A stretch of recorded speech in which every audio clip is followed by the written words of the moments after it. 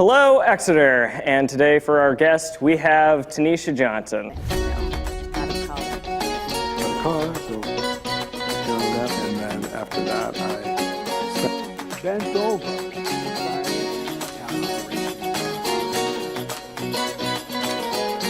Pleasure to have you on show one.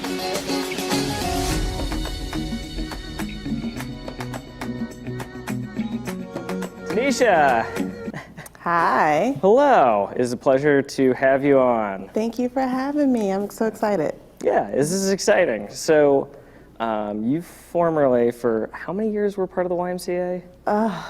It's like feels like such long ago, but I think I was there for 4 years. 4 years.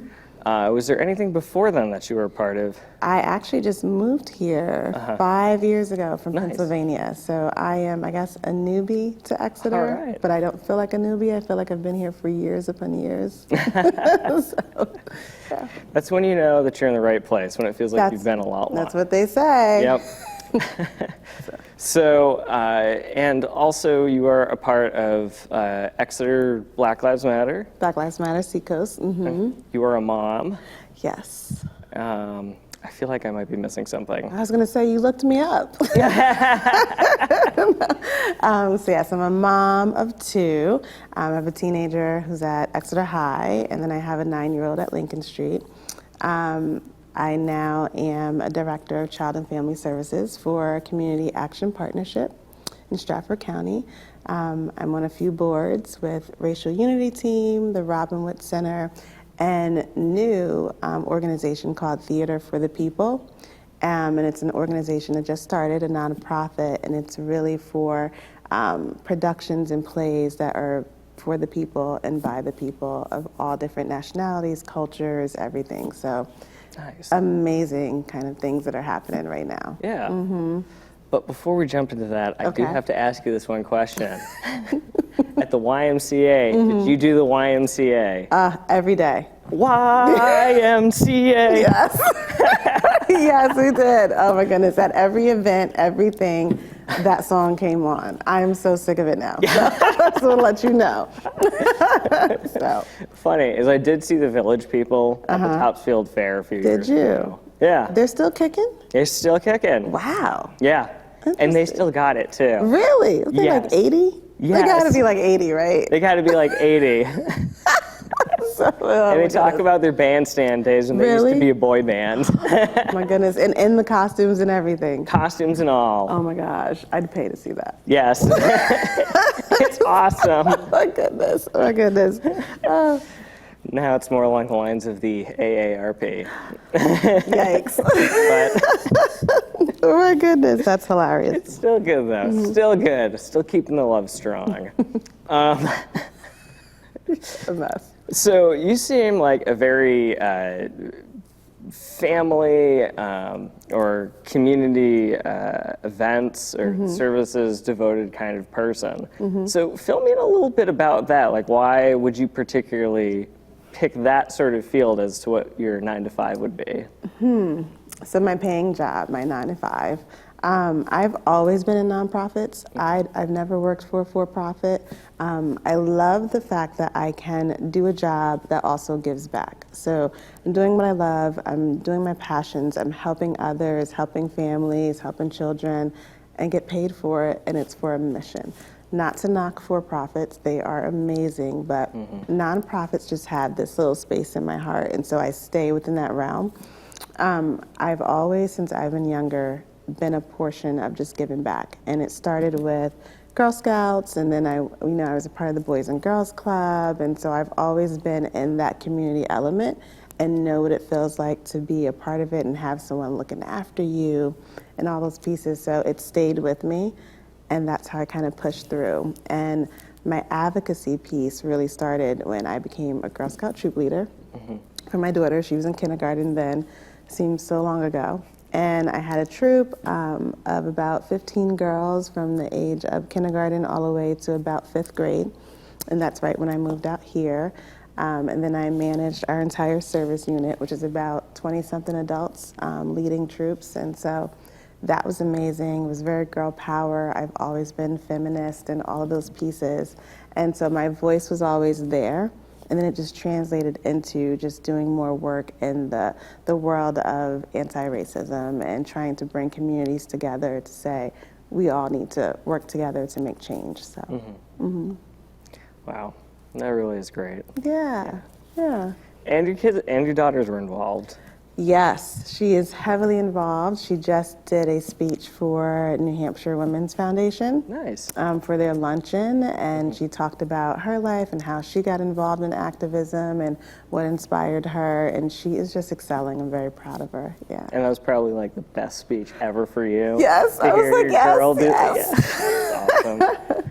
So, what is your favorite Girl Scout cookie? My favorite is a Samoa. So Samoa? it's the one, and they call it different names wherever you go, but it's the one with the chocolate layer, caramel, and the coconut. Good choice. Good choice. It's the best one. Yeah. Nice. You're like, I want some cookies now. Now I want that. Yeah, couple months. I gotta go home. Yeah, Thin Mints in the freezer. So. Yeah. Well, I have like a house of bakers. My mom bakes all the time, so chances are, like when I go home, I'm like, could you make some cookies now? I just talked to someone from. Goodness, that's the one thing I do miss about the Y. There was a couple that worked, that played pickleball, and every so often, she would bring cookies to the Y for all the staff, and they were like homemade, soft, They're the warm. best. It was the best cookies. Yeah, those to die for cookies, and you never forget how they taste. You never. And so there's times where I'm like, can I message her and just say, hey, you remember me? I Can I miss get your some cookies? You know, like, that's probably bad. But if you're watching this, you know who you are. Cookies, please, please. Christmas list item. Yeah. Oh my goodness. Man, we should have you back on. I'll just like get a whole plate. We can just have a whole thing of cookies out here and we can just do All right. taste testing and talk about what's good. Yep. That could be a good show. Do you guys do that already? What, testing out cookies? Yes, like for the holidays, you could do a whole theme of like cookie celebrations, and then you have folks like do taste testing. As I stroke my imaginary beard. All right, I think I'll write the proposal. See, for Bob. yes, Christmas cookie testing. yes, and I want to be on it. So, All right. you know, We'll have you be one of the judges.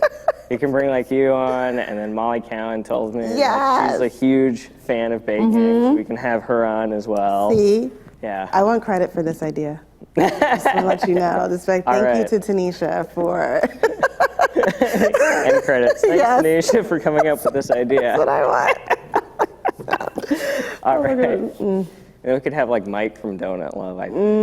Oh, that would be so good. I think that'd be like the best part, because there's the judges, and then you have this giant behemoth of a man as like the last person that just tests the cookie, and he's like talking about the separate ingredients. I think it would be great. There's something about that just seeing gargantuous people. You're hilarious. So, aside from that, so you're also, so now you're like involved with the arts too. So theater, that is now a new avenue. Have you been involved with theater before, or the arts? No. No. So I go to plays, love to watch them, love to be in the audience. You know, I might have took a drama class, you know, that your parents make you take when you're younger. But I've never been on the other side of theater.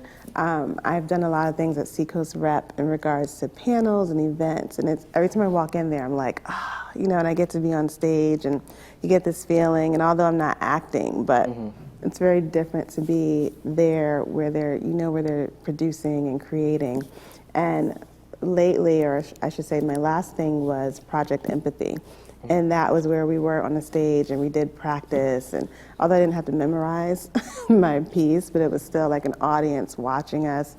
And Najee, who really worked on that and directed it, he had us like practicing our sit down and standing up. And I was like, I'm an actor now.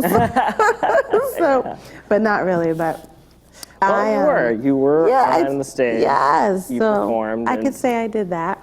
But this is Najee Brown's company, his organization, that Theater for the People. And he asked me to be a part of it just because of the business sense and kind of things that I've been involved with and starting my own nonprofit organization just to kind of give him that experience. And I'm a fan of any organization that is working for various cultures and people of color to come together and just promote that, you know? So I'm all about it. All about it. All about the unification. All about spreading goodness. Absolutely. I think people get that confused because they think of Black Lives Matter and they think that all we want to do is just that, and they have this misconception when in reality we are really fighting for that unity at the end of the day. So I know we may have different means of getting there, but that is our end goal. So that is really what I'm about. Yeah. So. Yeah. Well, maybe you could try like a cookie contest sometime. Maybe, yeah. Maybe. Hey, everybody, we're going to host this event. It's just a giant plate of cookies we all get to have. Oh, my goodness, yeah. You know? Okay, I think that would make probably the best, the best event ever. You could call it like the cookie ride or something. So it's got that edge to it where people are like, okay, I need to go check out what the cookie ride is. We might do something for the holidays. I'll see how that goes. Yeah. I'll run it by the crew. They might say no, but Could I'll. be like stacks of gingerbread men. Oh my goodness. Or Kris Crinkle cookies. Those two are my favorite cookies. That's what I look forward to every winter is the gingerbread specifically. I don't like gingerbread. Interesting. I think it's the spice to it. It's the spice? Mm-hmm. Yeah. I need that sweet, ooey gooey Yeah. type cookie, yeah. I'm very much a spice addict. I could probably just eat like raw chili peppers. Just pick Really? Yeah. Oh, ooh. And it like mildly affects me. Like you might see me sweat a little bit, Yeah. but I'm fine. Yuck. I can't believe we're having this conversation, but. I always go out to get Indian, and I always ask them to make it as hot as possible. So do you go to the spot in Portsmouth? Let's see. Shalimar, yes. Great place. They're really good. And I love the elephant that they have outside the deck. Shout out to them, by Shout the out way. to them. Yes. It's a good spot. All right, cool. So you have been, all right, so you're in theater. You were in Girl Scouts, and you got to hear your daughter deliver the greatest speech ever.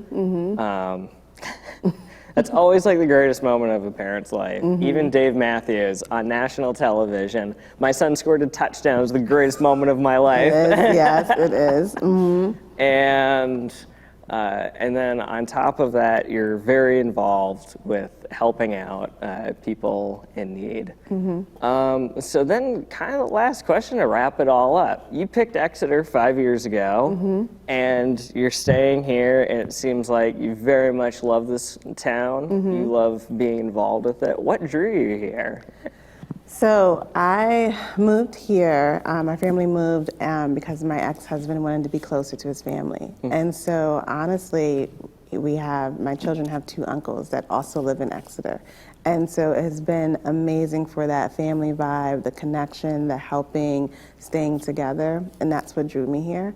And it's kind of why we're still here is I love this town. It reminds me, I used to always say when I moved here initially, you know how you watch the Lifetime movies? I mean, you might not watch them, but y'all watch the Lifetime I watch movies. it. Hallmark and Lifetime, that's all I watch in December. And so they have these towns, and I used to watch them, I'm like, there is no way there's towns like this that exist, right? This has to be like a sham. And then I came to Exeter, and there's the bandstand, and there's these events, there's the Parkway, there's little coffee shops and all of that, and I'm like, I'm living in a Lifetime like movie, like a Hallmark Channel movie town. And where did you move from? From Reading, Pennsylvania. Okay. So I moved more from a city, urban area to this suburban, somewhat rural in certain areas, area. But it has been amazing. Like the people, you know everyone or you know of everyone. You walk down the street, you're definitely seeing whoever you know. You're going to shops and they know who you are, they know your face, they know your kids. It's a safe neighborhood and the schools are amazing. And so who wouldn't want anything better than that, especially with the community coming together to fight various causes. And so that has been the most amazing piece is that this community really rallies together in times of need. So. Oh, that's great. All right, Tanisha, thank you. I think our time is coming. If Yes. there's any last words or anything you would like to share.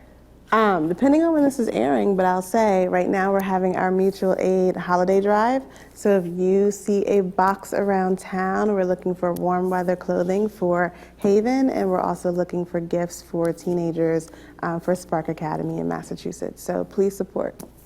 All right, thank you, Tanisha. Thank you. And you heard it, Exeter. If you would like to be in the spotlight or recommend somebody, you can always contact us at extvg@exeternh.gov. Thank you, and have a great day.